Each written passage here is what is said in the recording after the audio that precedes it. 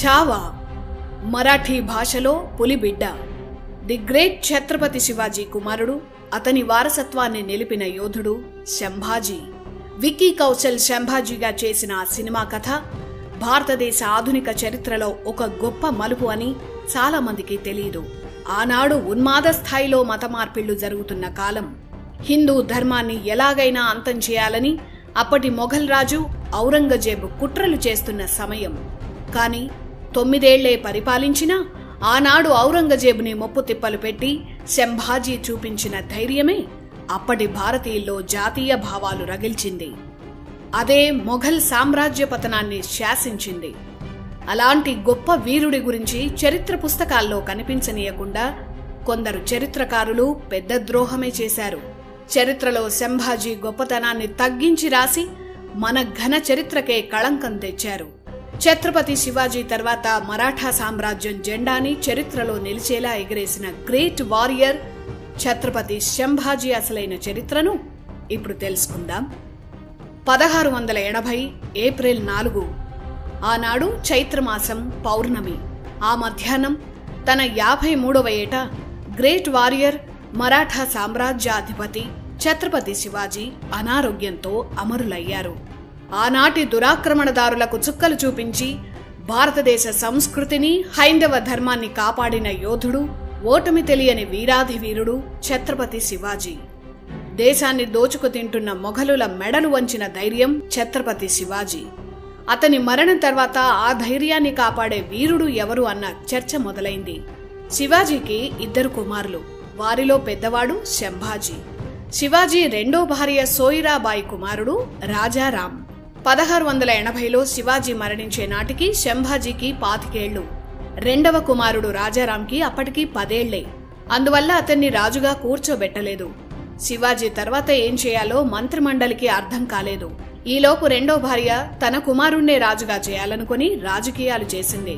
ఇది కొందరు సైన్యాధికారులకు, మంత్రులకు నచ్చలేదు. వారు శివాజీ పెద్ద కుమారుడు శంభాజీ దగ్గరికే వెళ్లారు. శివాజీ పేరు నిలబెట్టాలని ప్రాధేయపడ్డారు. నిజానికి ఇలాంటి పరిస్థితులు ఏ సామ్రాజ్యంలో ఉన్నా ఏ సైన్యాధ్యక్షుడో మంత్రో తిరుగుబాటు చేసి అందర్నీ సంహరించి రాజయ్యేవాడు. అలాంటి చరిత్రలు చాలానే చూశాం. కానీ శివాజీ రాజ్యంలో అన్నిటికన్నా ముఖ్యంగా తన వారికి దేశం పట్ల ప్రేమను నింపాడు. కుట్రలు నేర్పలేదు. అందుకే శివాజీ అంత విశాలమైన మరాఠా సామ్రాజ్యాన్ని నిర్మించగలిగాడు. శివాజీ మరణం తర్వాత ఆ రాజ్యాన్ని చాలా సులువుగా దోచేయచ్చని ఔరంగజేబ్ అనుకున్నాడు. కాని శివాజీ ఆత్మ తన కుమారుల్లో ప్రవేశించిందో లేదా ఆయన నమ్ముకున్న శివుడే అనుగ్రహించాడో తెలియదు. 53 ఏళ్లకే తండ్రి మరణిస్తాడని అతను అనుకోలేదు. తండ్రి మరణంతో తీవ్రంగా మనస్తాపం చెందాడు శంభాజీ.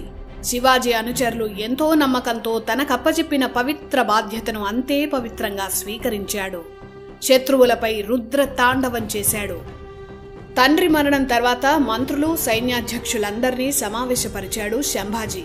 శివాజీ మరణించాడన్న వార్త తెలియగానే ఔరంగజేబు తన సైన్యాలను పనాల్హా కోట, దక్షిణ మరాఠా, దక్షిణ కొంకణ ప్రాంతాల వైపు పంపించాడు. కాని తన వైపు ఉన్న 5000 సైన్యంతో మెరుపు దాడి చేశాడు శంభాజీ.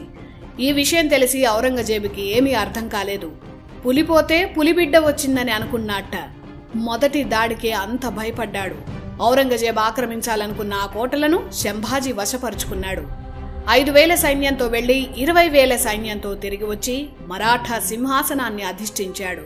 ఛత్రపతి శివాజీ తర్వాత ఛత్రపతి శంభాజీ తండ్రి పేరు నిలబెట్టాడు.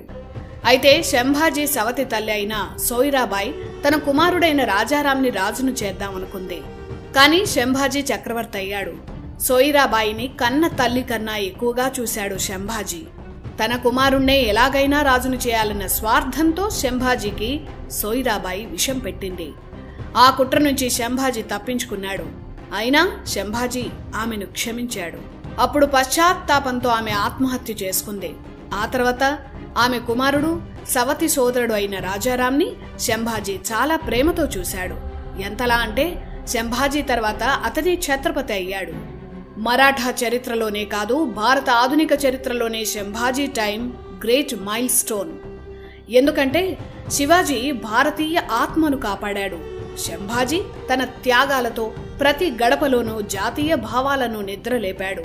1857 స్వతంత్ర పోరాటాన్ని చరిత్రకారులు తక్కువ చేసి ఎలాగైతే చూపించారో అలాగే దురాక్రమణదారులపై సంభాజీ చేసిన పోరాట చరిత్రపై కూడా మన హిస్టోరియన్లు అదే ఫార్ములా ప్రయోగించి తక్కువ చేసి చూపించారు. శివాజీ షేర్ అయితే సంభాజీ ఛావా అంటే పులిబిడ్డ అని అర్థం. అప్పట్లో మరాఠాలు సంభాజీని ఛావా అని పిలిచేవారు. సంభాజీ బతికున్న నాళ్లు అతని నీడను కూడా తాకలేకపోయాడు ఔరంగజేబ్.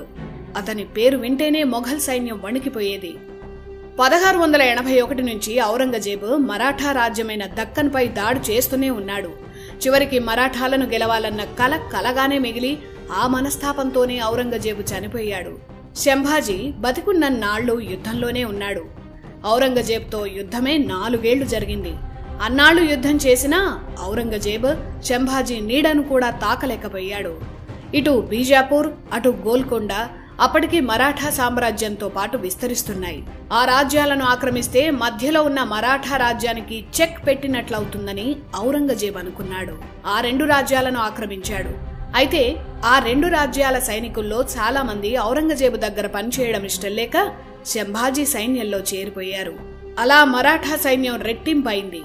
ఇది ఊహించని ఔరంగజేబుకి ఏం చేయాలో అర్థం కాలేదు.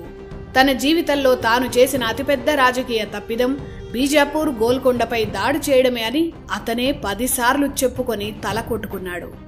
శివాజీ తర్వాత సంభాజీ 9 ఏళ్లు మరాఠా సామ్రాజ్యాన్ని పాలించాడు. ఇందులో 4 ఏళ్లు ఔరంగజేబ్తో యుద్ధమే సరిపోయింది. మిగిలిన 5 ఏళ్లలో మొఘలులు, మరోవైపు పోర్చుగీస్ వారు, మరోవైపు అప్పుడప్పుడే పాతుకుపోతున్న బ్రిటిష్, ఇలా అన్ని వైపులా శత్రువులున్న వారందర్నీ ఓడించాడు సంభాజీ. విదేశీ దురాక్రమణదారులను చిత్తు చేసిన సంభాజీ ఇంటి దొంగ చేసిన కుట్రకు బలైపోయాడు. 1689లో సంభాజీ తన మంత్రి కవి కలష్తో సంగమేశ్వరం వెళ్లాడు. అక్కడే మొఘలులకు దొరికిపోయాడు. చరిత్ర పుస్తకాల్లో అతను తాగిన మత్తులో దొరికిపోయాడని చేతికొచ్చిన అబద్ధాలన్నీ చరిత్రకారులు రాశారు. అది దారుణమైన తప్పుడు రాత. సంభాజీకి బావ అయ్యే గజోజీ అనే బంధువు చేసిన కుట్ర వల్ల సంభాజీ దొరికిపోయాడు. సంభాజీ సంగమేశ్వరం వెళుతున్నాడన్న సమాచారం మొఘలులకు అందించాడు ఆ ద్రోహి. అలా మొఘల్ సర్దార్ ముకరాబ్ ఖాన్ కుట్ర చేసి వెన్నుపోటు పొడిచి సంభాజీని దొంగ దెబ్బతీశాడు. 9 ఏళ్ల పాటు 5 లక్షల మంది సైనిక బలం ఉన్న ఔరంగజేబు సంభాజీ నీడను కూడా తాకలేకపోయాడు. కానీ ఒక నమ్మక ద్రోహి చేసిన కుట్ర వల్ల ఛత్రపతి సంభాజీ దొరికిపోయాడు. సంభాజీకి మొఘలులు చేసిన అవమానం, హింస తెలుసుకుంటే రక్తం మరుగుతుంది. మొఘలులు ఎంత మతోన్మాదులో, ఔరంగజేబు ఎంత దుర్మార్గుడో అర్థమవుతుంది. ఈ హింస గురించి ఆనాటి చరిత్రకారులే రాశారు. సంభాజీ దొరికిపోయాక ఒంటెలకు కట్టి అతన్ని ఈడ్చుకెళ్లారు. ఆ అవమానాన్ని దగ్గరుండి జరిపించేందుకు ఔరంగజేబు బహదూర్గఢ్కి వెళ్లాడు. ద్రోహం చేసి పట్టుకున్న సంభాజీపై తన ప్రతాపం చూపించాడు. తన కోటలన్నీ అప్పగించి మతం మారితే క్షమిస్తానని సంభాజీని హింసించాడు. 40 రోజుల పాటు జైల్లో పెట్టి ప్రతిరోజు చిత్రహింసలు పెట్టారు. ప్రాణం పోయినా తన ధర్మాన్ని వీడేదే లేదని, ఏం చేసుకుంటావో చేసుకో అని ఔరంగజేబ్కి సవాలు విసిరిన అసలు సిసలైన భారతీయ వీరుడు సంభాజీ. అతని తోలు మొత్తం రోజురోజు కొంచెం కొంచెంగా వలిచేసేవారు. వారి ఉన్మాద చేష్టలన్నీ సంభాజీపై ప్రయోగించారు. అతన్ని పరిగెత్తించి దొరికిన ఆయుధంతో అతన్ని మొఘల్ సైన్యం హింసించేది. ఒళ్లంతా రక్తంతో తడిసినా సంభాజీ మతం మారడానికి అంగీకరించలేదు. పైగా అతను ఎప్పుడూ హరహర మహాదేవ్ అంటూ పాడేవాడు.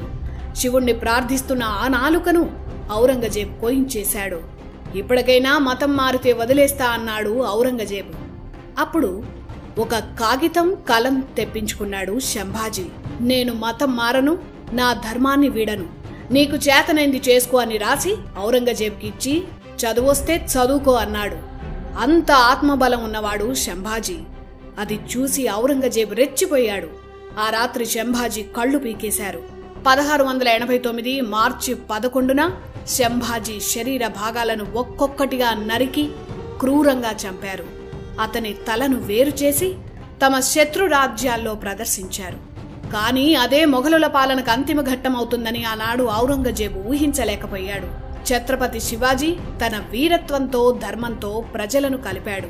ఛత్రపతి సంభాజీ తన ధర్మం కోసం చేసిన అనితర సాధ్యమైన త్యాగం మరాఠా సామ్రాజ్యాన్ని కదిలించింది. కళ్ళు పీకినా, శరీరాన్ని ముక్కలు ముక్కలు చేసినా ధర్మం వీడని శంభాజీ ఆత్మబలమే ఆదర్శంగా మరాఠాలు కదిలారు. ఆ ఆత్మబలమే మొఘలుల పాలనకు గోరీ కట్టింది. ఔరంగజేబు తర్వాత మొఘల్ పాలన నామమాత్రంగా మిగిలింది. ఇలాంటి యోధుడి గురించి చరిత్ర పుస్తకాల్లో లేకపోవడం మన దౌర్భాగ్యం. శంభాజీ మరణం తర్వాత మరాఠా రాజ్యంలో ప్రతి పౌరుడి రక్తం ఉడికింది. అందరూ పోరాటానికి సిద్ధమయ్యారు.